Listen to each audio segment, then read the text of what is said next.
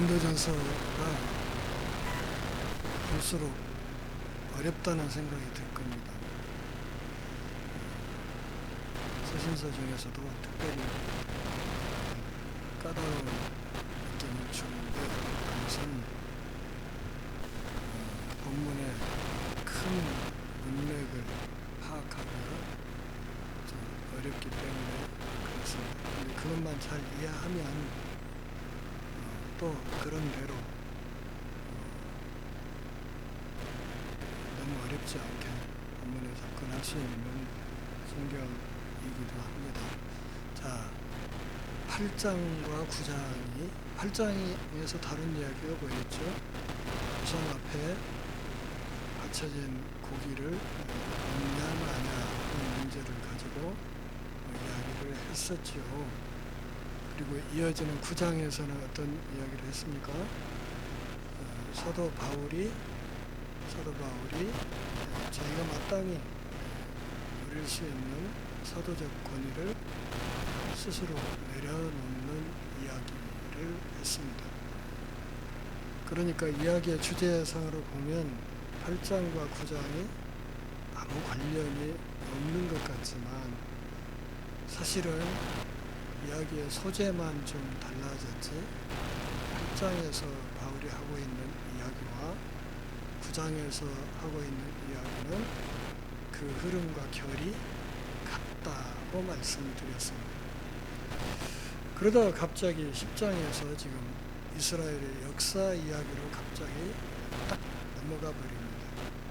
이렇게 보면 그 논리적인 사도 바울이 왜 이렇게 이야기를 할까요? 10장에서 갑자기 이스라엘의 역사 이야기로 넘어가 버리는 건 도대체 무슨 이유인가 의아하게 생각될 수가 있습니다. 그런데 성경 원문을 보면 그 10장 1절 맨 앞에 헬라어로 가르라는 말이 나와 있습니다. 가르. 근데 이 가르라는 말은 그러므로 그런 뜻이에요. 혹은 왜냐하면 이런 뜻으로 해석되기도 합니다.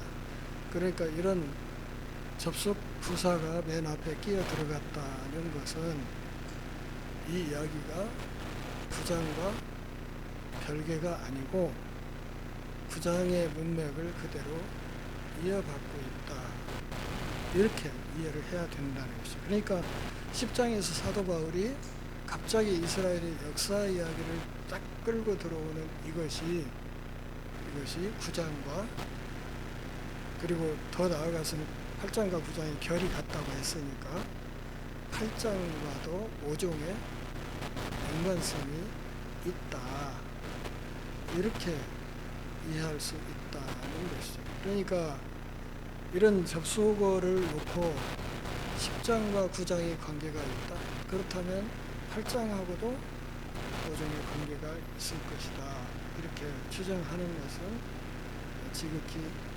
논리적입니다. 따라서 그러면 사도 바울이 10장에서 갑자기 왜 이렇게 이스라엘의 역사를 끌어들이고 있는가? 특별히 이스라엘의 역사 속에서도 부정적인 분위기를 풍기는 사례들을 쭉 모아서 왜 지금 이 이야기를 편지 안에서 쓰고 있는가 하는 것을 잘 생각해야 됩니다. 그것만 이해가 되면 사실 이 10장 앞부분에 13절까지의 이 이야기의 흐름은 그렇게 어려운 것은 아닙니다. 그러니까 그 배경을 이해하는 것이 본문에서는 무엇보다도 중요한 것입니다. 10장의 이 이야기는 8장에 있는 우상에게 바친 고기를 먹는 문제와 연결되어 있습니다. 무슨 말인가 하면 고린도 교회의 일부 신자들이 자신감이 있었습니다. 그리스도 안에 자유가 있다, 뭐든 먹어도 된다. 그러면서 그들이 펼치는 논리가 무엇인가 하면 우리는 세례를 받았다, 세례를 받았다는 것은 우리가 그 세례를 통해서 그리스도와 연합되었다는 뜻입니다. 그리스도와 연합이 되어서 그분의 몸이 되었기 때문에 그분의 성찬에도 참여한다. 성찬에 참여했다는 것은 우리가 그리스도의 살과 피에 참여했다는 것이다. 그러니까 세례 받음으로 우리가 그리스도 안으로 들어가졌다. 이런 뜻이고요. 세례 받음으로 우리가 그리스도 안으로 들어가졌다. 그래서 그리스도와 완전히 연합되고 그분과 온전한 한 몸이 되었다. 그러면 그 상태에서 그들이 가질 수 있는 자신감은 뭐냐면 우리는 안전하다. 그런 생각을 가질 수 있습니다. 우리는 그리스도와 연합되었기 때문에 안전하다. 그러기에 우상 앞에 바쳤던 제물을 보고도 아무 해가 없다. 그렇게 자유를 마음껏 누릴 수 있는 위치에 있다고 주장하는 고린도 교인들이 있었다 그 말입니다. 그러기에 그들을 향해서 사도 바울은 그들이 갖고 있는 지나친 자신감이 위험하다고 경고하는 겁니다. 당신들이 갖고 있는 그 지나친 자신감, 그로 인해서 우상 앞에 바쳤던 제물도 주변 사람, 믿음이 연약한 어떤 형제 자매가 상처받는 걸 생각하지 않고 마구 먹어대는 이런 지나친 자신감이 얼마나 위험한가, 이것을 경고하기 위해서 10장의 이스라엘 역사 이야기를 끌어들이고 있다. 그렇게 봐야 됩니다. 그러니까 10장 1절부터 13절까지 해서 바울이 말하려고 하는 것은, 자, 출애굽을 하고 광야길을 행진해서 약속의 땅인 가나안을 들어갔죠. 이스라엘 백성들이. 그렇게 해서 출애굽에서부터 가나안 땅에 들어가는 여정까지 해서 비교적 비극적이고 부정적인 사건들을 사례를 들면서 계속 이야기를 하는 것은 뭘 말하고 싶어서 그러는가 하면, 역사상 가장 큰 은혜와 특권을 누린 사람들에게 실제로 그들에게 어떤 일이 일어날 수 있는지를 이스라엘 역사 속에서 확인해 보자. 출애굽의 은혜를 경험하고, 이게 보통 은혜를 경험한 거 아니죠. 홍해를 걸어서 건너고 무시무시한 경험을 한 거죠. 광야에서 만나를 먹고 구름기둥과 불기둥의 안내를 받으면서 행진한 것, 얼마나 큰 은혜. 그렇게 큰 은혜와 특권을 누렸던 사람들에게 그러면 실제로 이스라엘 역사 속에서 무슨 일이 일어났었는지를 한번 확인해 보자. 그리고 그 결과를 가지고 고린도 교인들의 그 자신감에 그게 정말 타당한 짓인지를 한번 생각해 보자고 지금 이야기를 하는 겁니다. 이것만 이해가 되면 10장의 전체적인 흐름은 그렇게 어려운 것은 아닙니다. 1절 한번 같이 읽으실까요? 형제들아, 나는 너희가 알지 못하기를 원하지 아니하노니 우리 조상들이 다 구름 아래에 있고 바다 가운데 지났다. 그렇게 얘기했습니다. 맨 앞에 뭐가 있다고 했습니까? 왜냐하면 이라는 말이 있다고 했어요. 왜냐하면, 지금 왜냐하면 이라는 말을 통해서 사도 바울은 이야기의 그 배경을 어디까지 끌고 가고 있냐면 8장까지 끌고 가고 있습니다. 8장에서 다뤘던 우상 앞에 바쳤던 제물을 먹는 그 문제로 끌고 가고 있는 것이죠. 그러면서 그들을 형제들아 이렇게 부르면서 뭐라고 했어요? 너희가 알지 못하기를 원하지 아니한다. 말을 비비꼬았죠. 이중부정형으로 뭘 강조하는 거예요? 반드시 알아야 된다. 여러분들이 반드시 알아야 될 것이 있다. 이거 그냥 가볍게 넘어갈 문제는 아니다. 반드시 알고 있어야 될 문제가 하나 있다고 이야기를 하는 거예요. 우선 우리가 미리 좀 표시를 해야 될 것은 1절에 있는 다라는 말을 다 2절에도 또 뭐가 있어요? 다 구름과 바다에서, 또 3절에도 다 같은 신령한 음식을 먹었고, 4절 다 같은 신령한 음료를 마셨다. 그러니까 출애굽과 광야 행진과 가나안으로 들어가는 이 여정에서 이스라엘 백성들이 하나님이 주신 그 은총을 어땠다? 예외 없이 누렸다. 이스라엘 백성들이 예외 없이 그 구원의 은총을 누렸다. 그러면서 그 다음에 하는 이야기가 뭐예요? 그럼에도 불구하고 다 가나안 땅에 들어간 것은 아니다 하는 얘기를 하는 거예요. 바울의 의도를 알 수 있죠. 하나님의 은혜를 다 누렸다. 충만히 누렸다. 모두 다 출애굽의 은혜를 경험했다. 모두 다 홍해를 걸어서 경험했다. 모두 다 광야를 행진했고. 그러나 약속의 땅에 그 모든 사람이 다 들어간 것은 아니다. 이런 이야기를 제가 오늘 본문에서 하려는 것입니다. 근데 이 사실을 여러분들이 반드시 알아야 된다.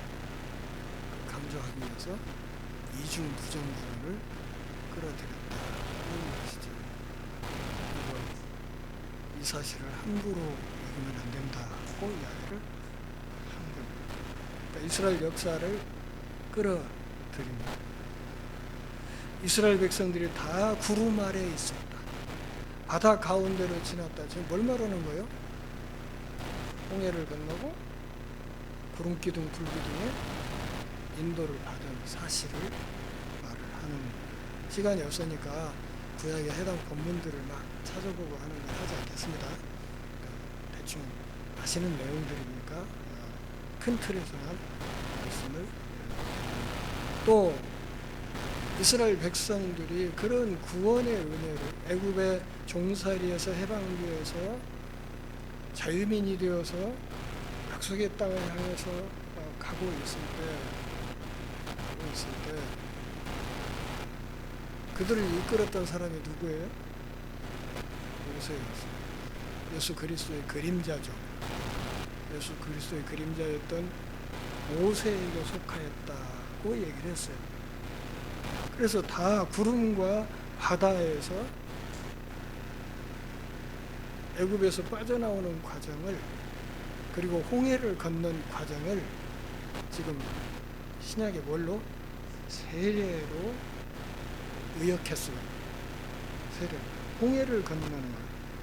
또 구름 기둥의 인도를 받는 것. 그것은 세례. 세례라는 말은 덮는다는 뜻이에요. 덮는다. 원래의 뜻은 덮는다.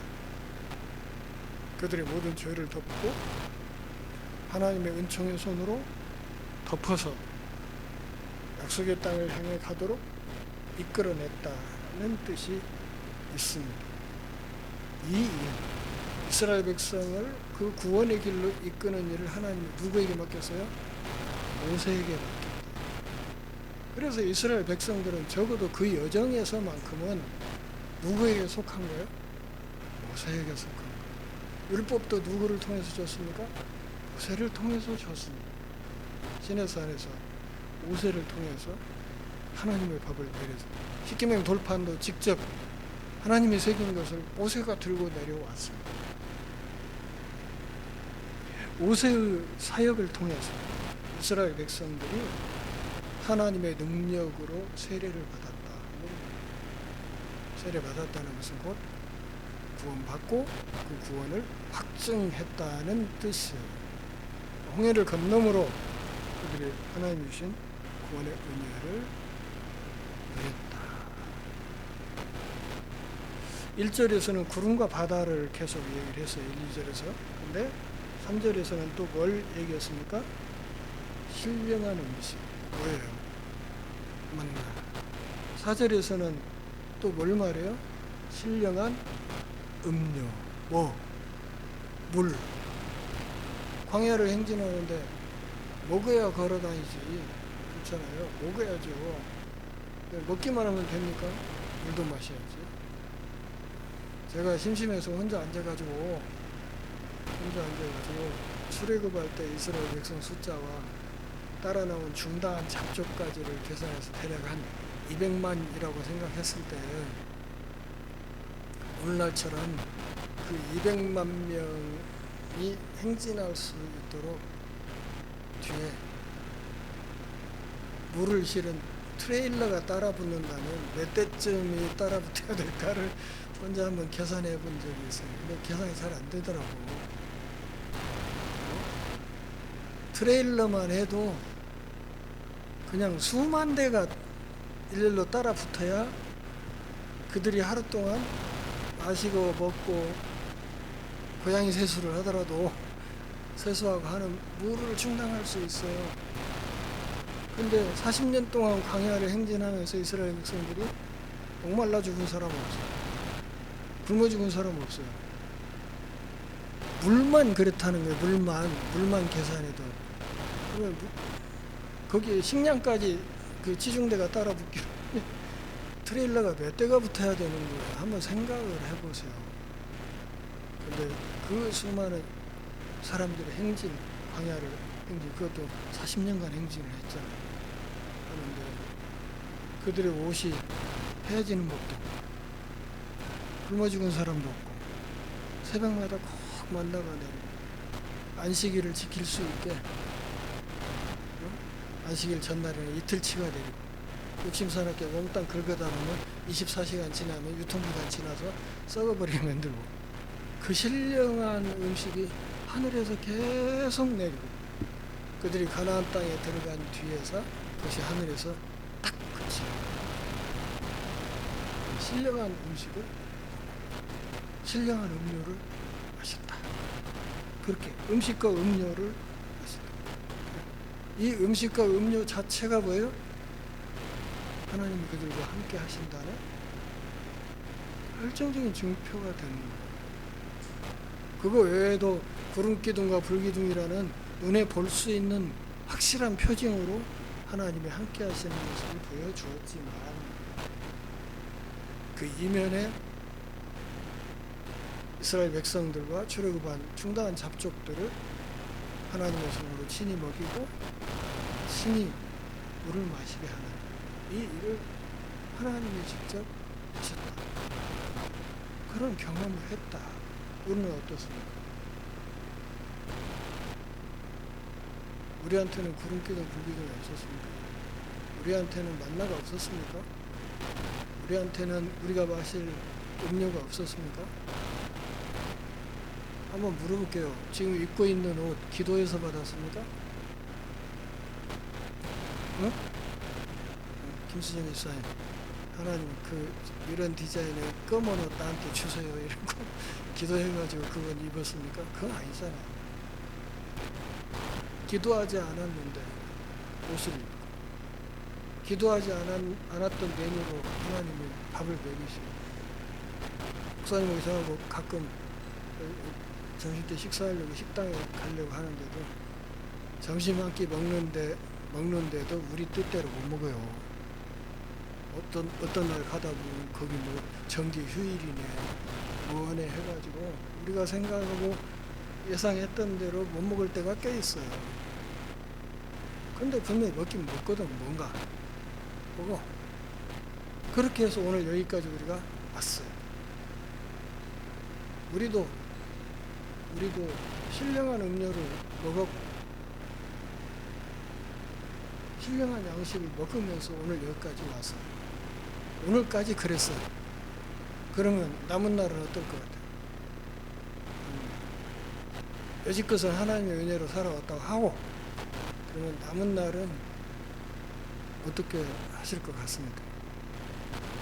남은 날도 이제까지와 마찬가지로 그렇게 간다.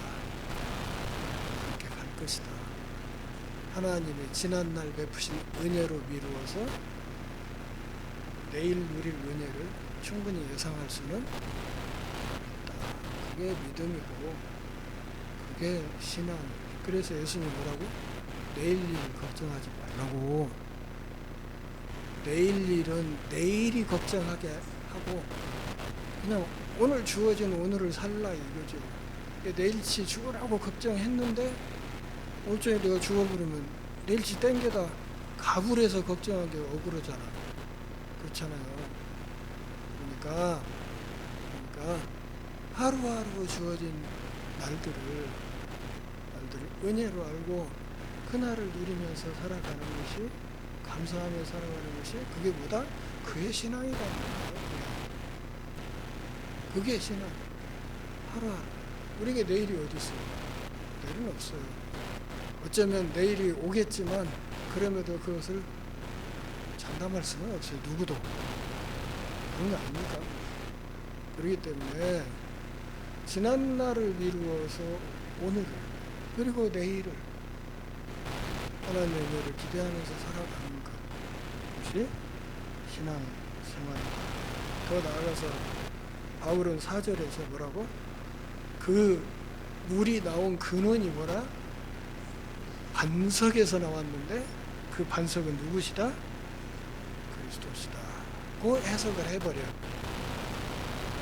구약 랍비 전통에서 그들이 광야길을 행진하는 동안 계속 그 바위가 따라다녔다는 전승이 있어요. 바위가 트레일러처럼 그 행렬 뒤를 따라다녔다는 전승이 있는데, 그 전승을 끌어오면서 사도 바울은 그렇게 따라다녔던 그 바위가 뭐였냐? 성육신하기 이전에 그리스도였다. 다시 말하면 이스라엘 역사에서 그리스도가 사람의 몸을 입고 오기 전에도 이미 활동하고 계셨다고 얘기해요. 그들을 애굽에서 끌어낸 분도 그분이시고, 홍해를 건너게 하신 분도 그분이시고, 광야를 행진할 때 그들을 먹이고 입히면서 그들의 생명을 보존하셨던 분도 누구시다? 그리스도시다. 이렇게 설명을 하는 거예요. 자, 여기까지 설명을 한 거. 아까 제가 어떤 말이 계속 반복된다고 그랬습니까? 다라는 말. 다 함께 나와가지고 다 함께 홍해를 건너서 다 함께 광야를 건너면서 다 함께 만나를 먹고 다 함께 반석에서 나오는 물을 마시고 그러고 살았다. 그렇지만 그 모든 사람들이 다 함께 가나안에 들어간 것이 아니다는 이야기를 한 구절 같은 거예요. 그러나 그들의 다수를 하나님이 기뻐하지 아니하셨으므로 그들이 광야에서 멸망을 받았느니라. 간단히 말하면 덩치 크다고 쌈 자라는 게 아니다. 우리 교회가 덩치가 작다고 그래서 기죽을 일은 아니라는 겁니다. 그들의 다수를 하나님이 기뻐하지 않았다. 그래서 그들이 광야에서 멸망을 받았다. 직역하니 그들이 광야에서 쓰러졌다. 쓰러져 버렸기 때문에 어떻게 된 거예요? 광야, 가나안 땅에 못 들어간 거예요. 다 못 들어갔습니까? 몇 명 제외? 2명. 2명은 예, 여호수아와 갈렙. 정탐꾼 가운데 언약에 기반해서 기어이 긍정적인 보고를 했던 2명. 12명이 들어가서 정탐하러 가는데 10명은 뭐라고? 우리 들어가면 다 죽는다. 걔네들 앞에 가서 봤더니 그냥 고목나무에 붙은 매미 같더라고. 우리 우리는 걔네들 덩치 보니까 메뚜기에 지나지 않더라고. 들어가면 다 죽는다고. 바들바들 떨 때 두 사람이 뭐라고 보고했습니까? 뭐라고? 그들은 우리의 밥이다. 수저 들고 들어가 퍼먹자. 이렇게 보고를 하는 거예요. 근데 10대 2로 갈리면서 10명 쪽이 이겼죠. 그래서 약속의 땅을 요단을 건너서 들어가지를 못한 거예요. 하나님이 그들을 징벌할 때 어떻게? 10배로 갚아줬죠. 10배가 아니지. 1년 365배로 갚았네요. 그들이 그 땅을 정탐했던 40일을 1년씩 계산해갖고 40년 뺑뺑이를 더 돌려버린 거예요. 그 과정에서 출애굽 1세대가 출애굽의 은혜를 입었던 1세대가 여호수아와 갈렙 2명 빼고는 광야에서 다 뜨거렸다고 쓰러졌다고. 결국은 그들은 약속의 땅에 들어가지 못했다. 지금 바울이 여기서 말하려는 건 뭐냐면 그들이 출애굽과 홍해 도하 그리고 광야길의 행진 그 과정에서 맛본 만나와 반석의 불과 이런 은혜를 극적으로 체험했음에도 불구하고 이스라엘 백성들이 어떻게 극적으로 실패했는가를 지금 말하게 됩니다. 극적인 은혜를 체험했던 사람들이 어떻게 극적으로 꼬꾸라졌는가를 좀 말하려고 하는 거예요. 그러면서 뭐라고 고린도 교인들에게 너무 이렇게 자신감 뿜뿜 해가지고 그러지 말아라. 그러다 큰일 난다. 이런 이야기를 하는 겁니다. 그렇게 신앙의 여정이라는 것이 그렇게 간다는 것은 아니라고 이야기합니다.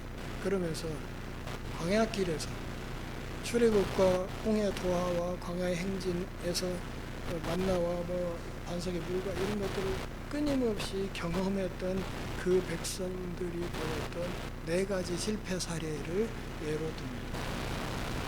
구약에 그 모세 오경이 다 있는 이야기들이니까요. 나중에 확인해 보세요.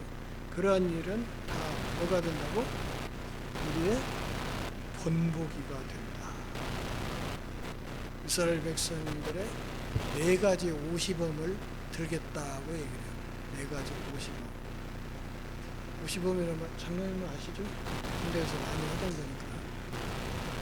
가령 총검수를 가르친다면 조개 하나 세워가지고 일부러 동작을 틀리게 하는 걸 보여주면서 이렇게 하면 안 된다고 하는 그런 거 있어요.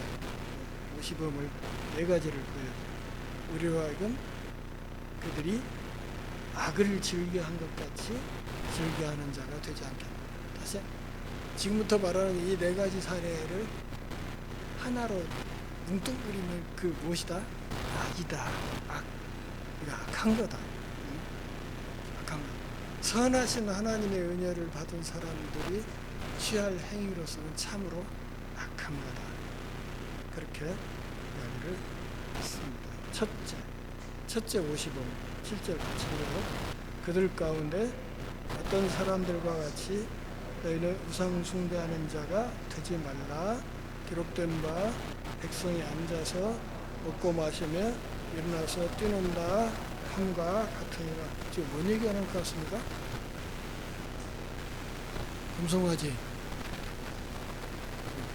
금송아지 만들어 모세가 율법 받으러 올라가 있는 시간에 밑에서 아론 주도하에 금송아지 만들어갖고 황금송아지 축제하던 그 장면을 지금 말하는 거예요. 그냥 그 모세 없는 사이에 그 광야 그 이스라엘 백성 그 진이 그냥 디스코텍이 된 거예요.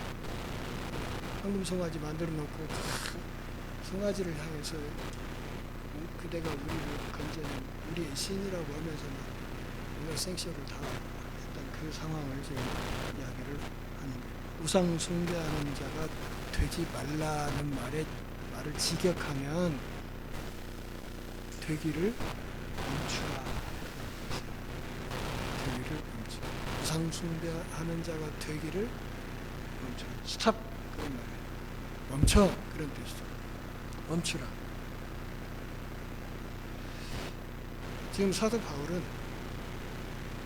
출애굽한 이스라엘의 우상숭배와 고린도 교인들이 우상 앞에 바쳐진 제물을 거침없이 먹는 어떤 의미에서는 또 다른 우상숭배를 지금 비교하고 있는 거예요. 거기에 대한 경고를 은근히 하고 있는 거죠. 우상숭배죄 범하지 말자. 이렇게 말하면 그렇지만 우리 교회는 금송아지 같은 건 없으니까 이렇게 하고 안심탕을 먹을 가능성이 나는데요. 우상이란 게 뭐예요? 하나님보다 더 중하게 여기는 어떤 것, 우선순위에서 하나님보다 앞선다고 생각하는 그 어떤 것이 바로 우상이에요. 학생들 같으면 뭐 지나친 게임을 하는 거, 이런 거 다 우상이죠. 그런 점에서 이 말씀은 오늘 우리에게도 중요한 경고가 되는 말씀이지요. 두 번째 오시범을 8절에서 이야기를 했습니다. 그들 중에 어떤 사람들이 뭐 하다가 음행하다가 하루에 23,000명이 죽었다. 우리는 그들과 같이 뭐 하지 말자? 음행하지 말자. 음행을 멈추자. 지금 한 가지 생각해야 될 건 원래 모세오경의 기록을 보면 24,000명이 죽었다고 되어 있거든요. 근데 여기 바울은 지금 뭐라고? 23,000명. 이걸 놓고 또 이단들은 성경에 오류가 있다고 막 물고 뜯어요. 물고 뜯는데 지금 바울이 이 이야기를 할 때만 해도 성경이 책으로 묶여있는 때가 아니에요. 대부분의 성경은 두루마리로 이렇게 있어서 성경에 장절 표시도 없고 신약 성경은 뭐 아예 있지도 않았고 그러던 시절이어서 그냥 랍비로서 자기가 예전에 읽었던 구약의 어떤 구절들을 기억을 더듬어서 이야기를 하는 거기 때문에 사도 바울이 읽었던 본문 가운데 약간의 기억의 오류 정도로 이해를 할 수 있는 것이지 이걸 가지고 이 성경 본문사의 내용에 차이가 있네 이렇게 성경의 권위를 이렇게 의심할 그런 문제는 아니다 하는 것을 말씀을 드립니다. 미디안의 또 모압 사람들과 음행함으로써 그러다가 하루에 24,000명이 그냥 몰살당하는 그런 비극을 맛보기도 했다고 해요. 세 번째 50번 구절 같이 있습니다. 그들 가운데 어떤 사람들이 주를 시험하다 뱀에게 멸망하였나니 우리는 그들과 같이 시험하지 말자. 세 번째 잘못은 뭐예요? 하나님을 시험하는 거예요. 모세를 향해 불평했죠. 그러자 뭐가 나왔어요? 불뱀떼가 나와서 물어주이기 시작했어. 모세가 하나님을 엎드려 기도했어요. 하나님, 이 사람들 이 광야에서 이렇게 다 뱀에 물려 죽게 만들면 이방 사람들이 쟤네들이 섬기는 신이 능력이 없어서 다 죽게 했다고 그렇게 떠들 거 아닙니까? 이 하나님 망신 아닙니까? 살려주세요. 이렇게 얘기하니까 하나님이 뭐라고 처방을 내렸어요? 못뱀을 만들어서 장대 끝에 달고 그것을 바라보라고 해라. 그러면 그걸 보는 자들은 다 알 것이다. 해독될 것이다. 그 말씀을 해줬어요. 자, 코브라에 물려가지고 블랙맘바에 물려가지고 독이 퍼지면서 죽어가는데 노뱀 만들어서 장대 끝에 달고 그걸 쳐다보면 낫는다? 이 말이나 됩니까? 이 말이 되냐? 독사에 물렸으면 어떻게 할까? 빨리 심장 쪽으로 가는 쪽을 차단해서 묶어놓고 독이 못 올라가게 하고 입에 상처 없는 사람이 그걸 째고 계속 빨아내고 뱉고 이렇게 한 다음에 그냥 빨간 약 바르고 빨리 가서 전문의에게 치료를 받는데 이게 인간의 의학적인 그 치료법 아니냐 그 말이에요. 이게 합리적이지 않습니까? 근데 뭔 뱀 물렸는데 독이 퍼지는데 장대 그때 놋뱀을 만들어서 달아놓고 그걸 쳐다보면 맺는다고? 모세가 전하는 이 이야기를 어떤 사람? 믿은 사람은 살았다. 왜? 그게 하나님의 처방이니까. 인간의 합리적인 생각으로는 이해가 안 되지만 그것이 하나님의 처방이기 때문에 하나님의 그 말씀을 믿는 믿음이 있는 사람은 그걸 바라보고 믿음으로 구원을 받았다. 그래서 예수님도 십자가를 앞에 두고 뭐라고 얘기했어요? 모세가 놋뱀을 든 것처럼 인자도 들려야 된다. 그렇게 얘기를 하셨잖아요. 이게 십자가상의 구원상. 무슨 말인가 하면 내가 잘못을 했으면 잘못한 놈이 벌을 다 받아야 되지. 그게 합리적인 거지. 대신 죽은 사람을 믿으면 구원받는다. 미친놈들. 그렇게 비윤리적인 그런 것은 난 믿을 생각이 없네. 이런 사람은 그냥 죽는다 이거죠. 안 쳐다본 사람은 다 죽었듯이. 그렇다 그 말이에요. 그러니까 결국 하나님의 말씀에 대한 신뢰가 있냐 없냐에 따라서 죽고 사는 게 결정되었다는 이야기를 그 안 쳐다본 사람은 어쨌다 다 죽었다는 거예요. 사망에게 사망했다고 얘기해요. 그러므로 여러분들은 그들과 같이 원망하면 된다. 사도 바울을 막 공격하고 이렇게 하는 이런 짓들 안 된다. 네 가지를 얘기했습니다. 첫째는 뭐였습니까? 우상숭배. 둘째, 음행. 셋째, 하나님을 시험하는 것. 그 다음에 네 번째는 원망한 사람들이 누구예요? 고라당 사람들. 모세를 원망해. 고라와 다단과 아비람 원망하다가 땅이 쪼개지면서 그냥 다 죽어버렸죠. 고라당 멸망시키는 자에게 멸망. 너희는 그들과 같이 원망하면 안 된다고 이야기를 했습니다. 한 가지 얘기를 하려고 했더니 시간이 많이 가서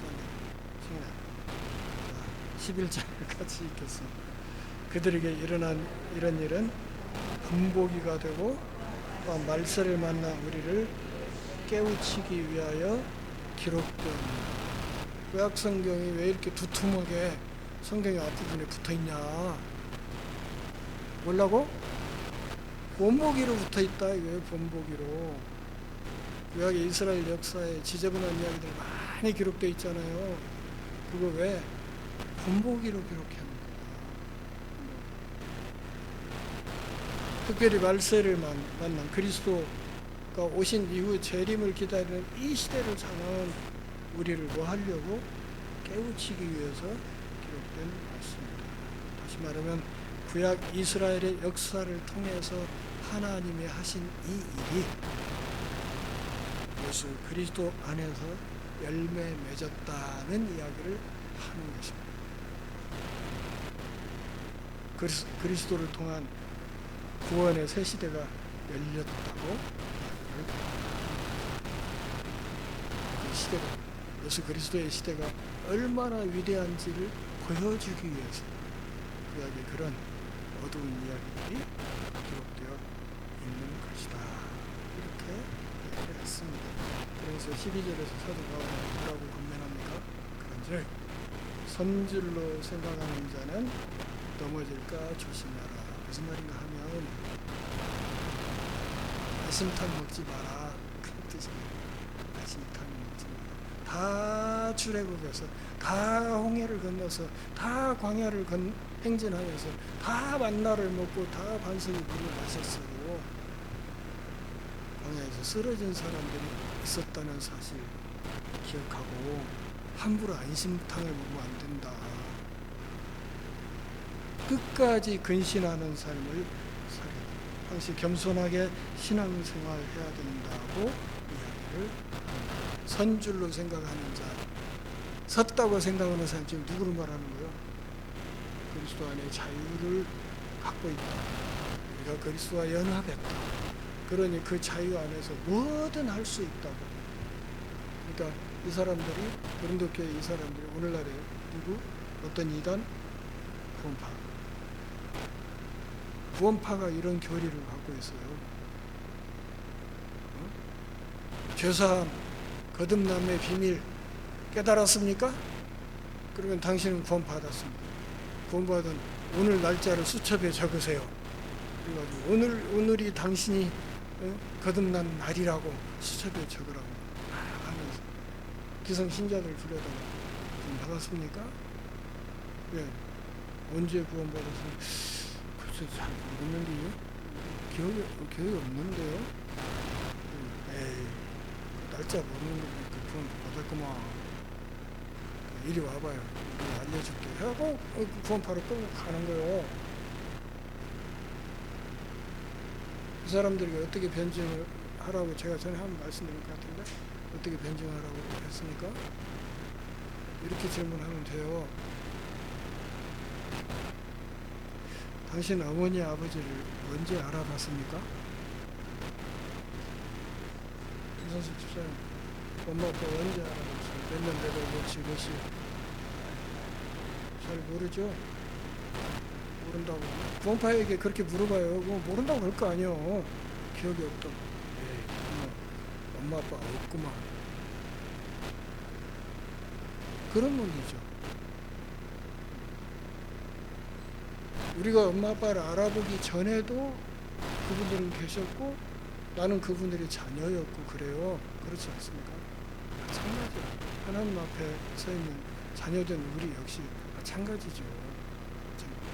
꼭 무슨 날짜와 시간을 알아야 그날부터 내가 구원받은 사람이 되고 그 새롭게 그날 무슨 뭐 비밀을 깨우쳐서 그날부터 내가 신앙이 되고 그러면 구원받았기 때문에 이제부터는 거리낌이 없고 완전한 신자가 되었기 때문에 이제부터는 뭣도 하지 마라? 회개도 하지 마라. 이렇게 가르치는 거예요. 이 구원파의 독성이 무서운 게 바로 그 대목이에요. 회개가 필요 없다. 얼마나 뻔뻔한지 몰라요. 구원받았기 때문에 나는 회개할 필요가 없는 완전한 기독교인이라고 자부심이 넘치기 때문에 얼마나 뻔뻔한지 몰라요. 그게 이단이라고 하는 거예요. 우리가. 고린도 교회 교인들이 오늘날에 구원파 같은 생각을 하고 있는 거예요. 이들이 섰다고? 다 됐다고? 천만에 언제 거꾸러질지 몰라. 그렇게 함부로 목에 힘주지 마. 그런 얘기를 지금 바울이 오늘 본문 12절에서 하고 있는 거예요. 항시 우리 신앙생활이라는 것은 주님 앞에 서는 그날까지 항시 경계해야 돼요. 선줄로 생각하는 자 넘어질까? 항시 조심해야 된다. 경계의 필요성을 계시록 3장 3절 메모해 두시고 또 유광우라는 사람이 쓴 요한계시록 책 214페이지에서 215페이지 이걸 집에 가서 꼭 읽어봐요. 4대 성이 어떻게 그 암벽 위에 세워진 그 천혜의 요새가 어떻게 함락되었는가 이야기를 거기다 제가 자세히 써놨어요. 읽으신 분은 한 번 더 읽어보세요. 경계에 소리하다 어떻게 그 난공불락의 요새가 함락됐는지 이야기를 써놨으니까요. 한번 확인해. 13절 중요한 말씀이죠. 많이 암송하기도 해요. 같이 읽습니다. 사람이 감당할 시험 밖에는 너희가 당한 것이 없나니 오직 하나님은 미쁘사 너희가 감당하지 못할 시험 당함을 허락하지 아니하시고 시험 당할 즈음에 또한 피할 길을 내사 너희로 등이 감당하게 하시느니라. 앞절에서 뭐라고 말했어요? 선줄로 생각하는 자는 넘어질까 조심하라. 섰는데 왜 넘어져? 하는 이야기에 대한 바울의 답변이 13절이에요. 섰는데 왜 넘어져? 구원받았는데 왜 넘어지는 거야? 다시 말하면 구원받아서 하나님의 자녀가 됐는데 왜 시험이 오는 거야? 이거 심각한 문제잖아요. 구원받았는데 왜 시험이 오는 거야? 내가 신앙생활 열심히 하는데 왜 이렇게 어려운 일이 많은 거야? 그런 문제.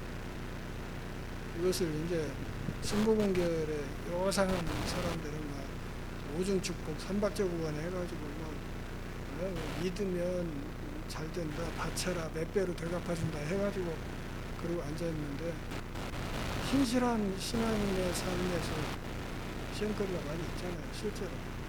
맞습니다. 왜 생기는가 이런 것이 거기에 대한 답변이 13절 네 가지로 얘기해서 진짜 사람이 감당할 수 있는 시험은 없다. 둘째, 하나님은 신실하시기 때문에 우리의 역량 밖의 시험은 허락하시지 않는다. 셋째, 혹시 시험을 당한다면 그때 피할 길을 열어주신다. 네 번째, 그래서 능히 감당할 수 있도록 붙들어 주신다. 거의 그래서 시험에 관한 기독교인의 생각을 일목요연하게 네 가지로 정리를 해놓은 거예요.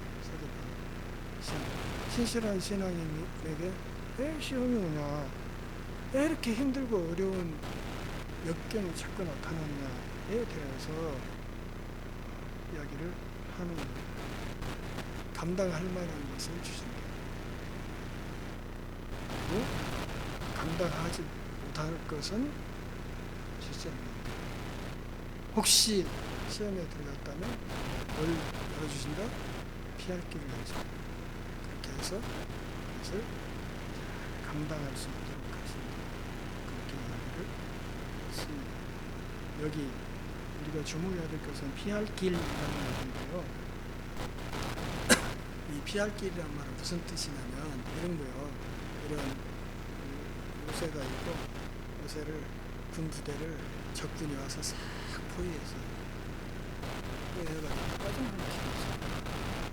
그래서 이제 꼼짝없이 이 안에서 굶어 죽거나 잡혀 죽거나 해야 되는 그런 상황에서 포위당한 군대에게 안전한 탈출로가 열리는 것을 말해요. 포위당한 군대에게 안전하게 탈출할 수 있는 길이 열리는 것을 피할 길이라고 합니다. 그 길 따라서 가면 빠져나올 수 있는 거예요.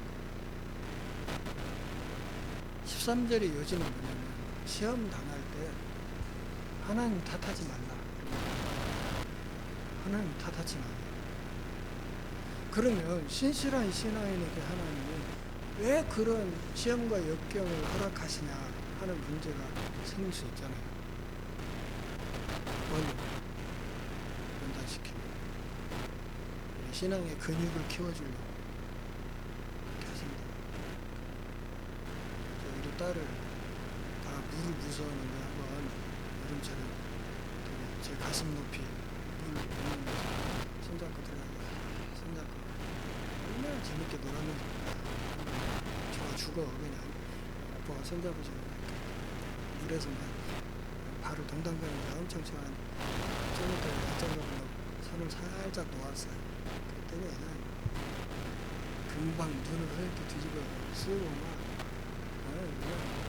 나 죽는다고 하면서 그냥 그 개울물을 다 먹을 자세로 그냥 애비가 저 죽이려고 손 놓았어요. 우리가 그렇다고 말이지. 하나님이 어쩌다 손을 놓아줄 때가 있어요. 그냥 어쩐가 보자고. 뭐 하려고? 수영 가르치려고 그럴 때가 있는데 우리는 그 순간에 나 죽는다고 한다. 그래서 시험에 관한 어떤 시험에서 하나님은 그 백성을 그러시지 않는다. 시험이 왔다면 뭐 하는 것이다? 내가 특전사 훈련에 들어갔구나. 이렇게 생각을 해야 된다는 거죠. 이거 잘 견디고 나면 특전 요원이 되는 거예요. 첫째, 유혹은 반드시 온다. 그것은 삶의 일부다 하는 사실을 알아야 됩니다. 연단 과정이라는 것도 알아야 됩니다. 두 번째, 어떤 유혹도 독특한 건 없어요. 유혹은 모든 사람이 다 받는 거예요. 목사는 안 받고 장로는 안 받고 이런 거 아니요. 목사 장로에게 더 무서운 시험이 와요. 더 힘든 시험이 올 수 있어요. 누구나 다 받는 시험. 그렇지만 그 과정에서 많은 사람들이 하나님의 은혜로 그것을 이겨낸 기록들이 있어요. 그걸 이겨낸 사람들이 있어요. 셋째, 유혹에는 항시 뭐가 있다고? 피할 길이 있다. 무슨 말인가 하면 피할 수 있으면 피하라. 그게 정답이라는 거죠. 피할 수 있으면 피해. 그게 정답입니다. 오늘 이스라엘 역사를 말하면서 사도 바울은 고린도 교회에게 섰다고 그렇게 큰 소리 치지 말라고 얘기를 했어요. 그래서 또 한 가지 우리가 생각해야 될 것은 우리 선대로부터 어떤 신앙의 유산을 물려받았는가 생각해 봐야 하고 선한 것이 있으면 잘 유지해 가야 됩니다. 또 하나, 우리 후손에게 우리는 또 어떤 영적인 유산을 넘겨줄 수 있는지도 깊이 생각하고 있습니다. 그래서 전주 열린문교회를 통한 신앙의 아름다운 역사를 계속해서 거룩한 방향으로 전진해갈 수 있도록 이렇게 성도들의 힘을 모으고 사역을 계속해야 할 것입니다. 그 과정에 때로 시험이 있겠지만 그때마다 그 시험은 우리를 신앙의 근육을 키우기 위한 하나님의 계획이라는 것을 정말 견디기 힘든 시험이라면 또 피할 길도 주신다는 사실을 믿고 담대하게 우리를 잘 헤쳐나갈 수 있기를 바랍니다. 하나님 아버지, 오늘도 우리와 함께 모여 주의 말씀을 들으며 신앙의 어깨에서 주셔서 고맙습니다. 우리 남은 생에 하나님의 신실하심을 굳게 믿고 흔들림 없이 항상 믿음으로 전진해 나갈 수 있도록 하시고 그 이스라엘이 범했던 그 심각한 오류를 우리는 범하지 않도록 허락하여 주옵소서. 예수님의 이름으로 기도합니다. 찬송가